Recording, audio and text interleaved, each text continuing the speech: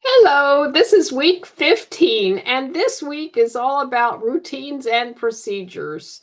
And routines and procedures are so important in the classroom. And this is one of the nice things that you can plan ahead of time before you ever have children in the classroom.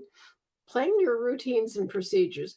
And by planning, I mean set out exactly how you want it to look.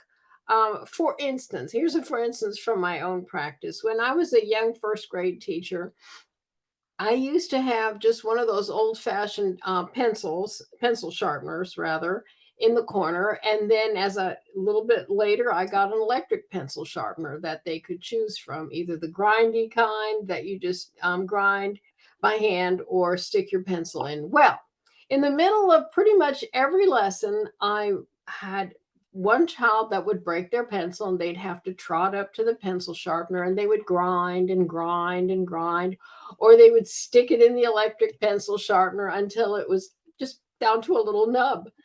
And while they were doing that, their friends, one by one, goodness gracious, they would all need to have a sharpened pencil. Amazing how that happens. So I thought to myself, how can I make this stop? Obviously, you can't tell children you can't have a sharpened pencil. You need it to do your lesson. But I need some kind of a way to ensure that it's not the social hour at the pencil sharpener. And so what I did was I just got an old can and covered it up with some cute paper. And actually, I got two cans and covered them up. And then I put a picture of a nice sharp pencil on one and a picture of a broken pencil, just kind of broken in half on the other one. And I told them, when they came in the next day, you see all these nice sharp pencils here in this can. This is where you go when you have a pencil that needs sharpening during a lesson. And you can put your broken one in the broken pencil holder, and I will get it later on after everyone goes home so we don't interrupt each other.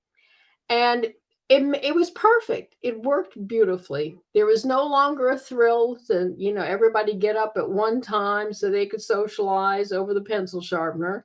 They went, they got their pencil, and sat right back down and finished their lesson. And if it was such a special pencil that they just had to sharpen it, they didn't want to put it in the broken pencil jar, then they would have to hold on to it until later in the day when we had an opportunity for them to go one child at a time to the pencil sharpener and take care of their own pencil.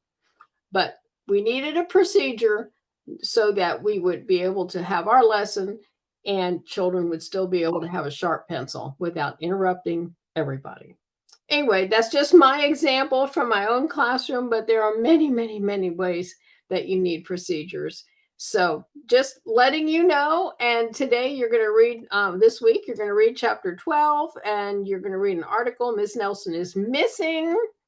And then you're going to create your routine procedures assignment, and you have your own how-to here.